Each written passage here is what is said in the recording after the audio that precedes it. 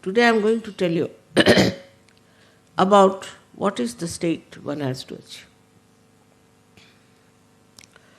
As Sri Krishna has said it in the Gita, describes Sthita Pragya, the second chapter, but it's very difficult to understand him. It is not so clear-cut as your mother is.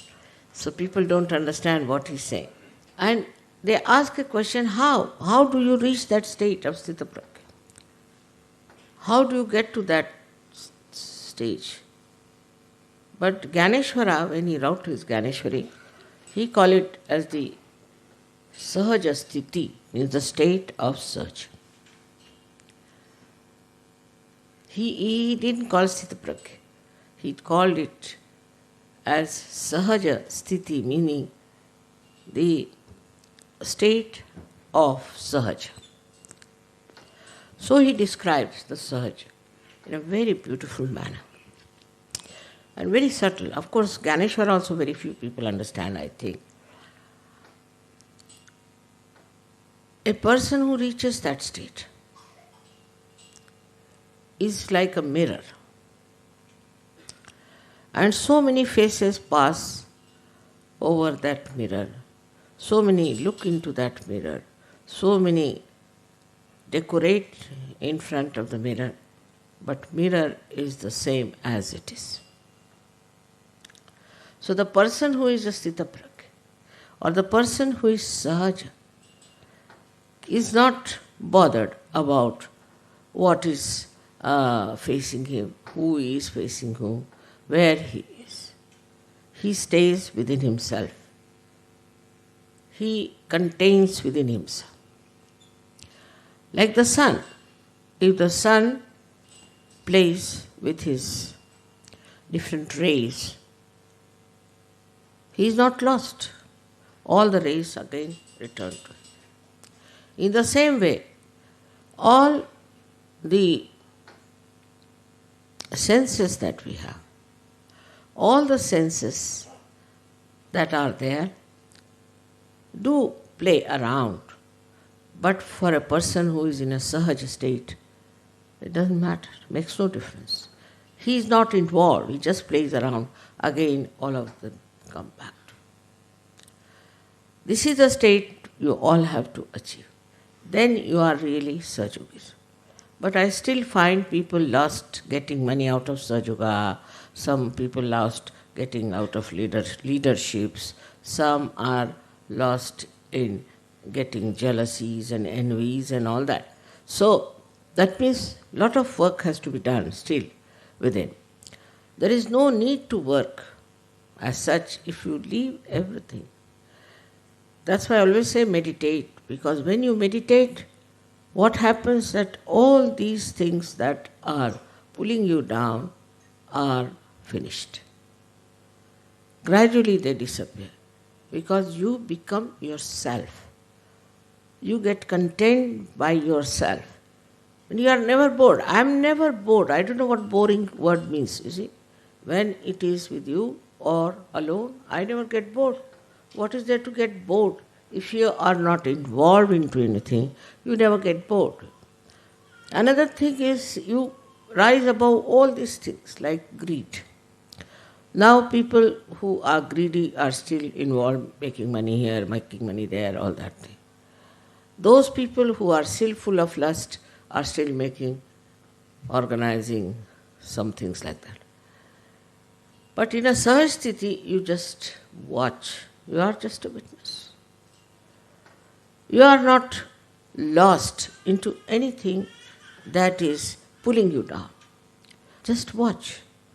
And this watching state, this witness state, is the Sahaja Sthiti.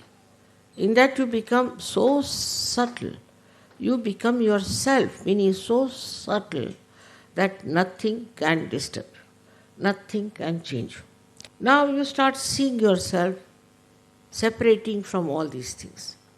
Some people come and tell me, Mother, see, my ego is very bad, you just take it out. He sees his ego. He sees what is the problem is. Somebody says, Mother, my navi is very bad, I'm still busy with the money. He sees it. First starts the knowledge about yourself. We call as self-knowledge. But one has to even go beyond self-knowledge. By that knowledge, what do? We have to see.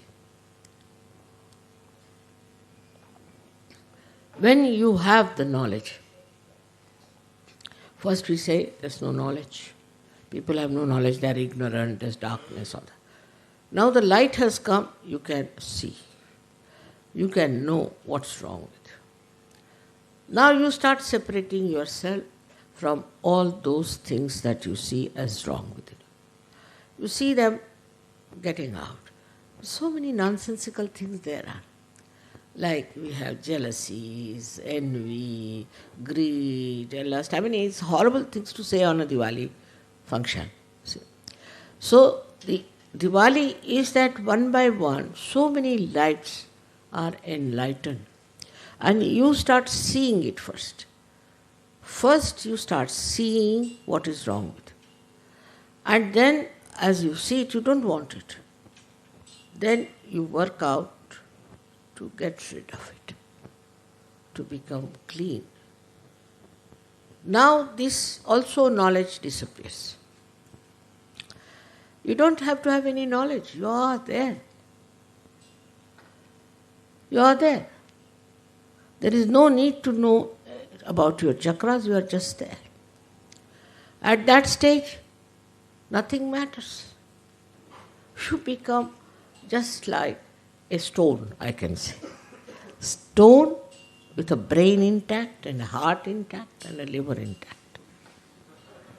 You just don't mind anything. Don't get upset with anything. You just enjoy the love and compassion. That's true. And the ripples that come back to you. Even that is lost after some time. And you are just nothing but Sahaja. That is the state people achieved. In those days, they achieved the state. But with that, what lacking happened, that get lost. They all got lost. They couldn't do anything to others. One person getting it, becoming great, finished. Or two persons at the most. So, now Sahaja Yoga stands first of all at the knowledge state, where you have the knowledge.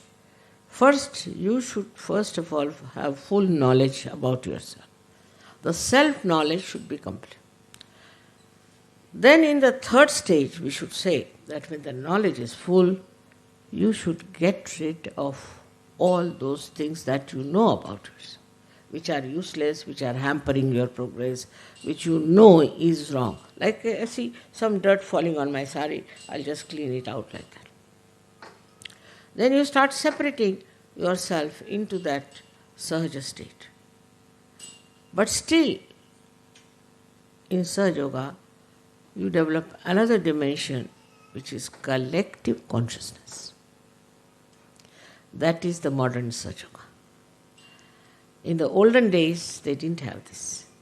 So they just all got lost. Now you have collective consciousness. And in that collective consciousness, you start feeling others, feeling for others, compassion for others, and you start working out for others.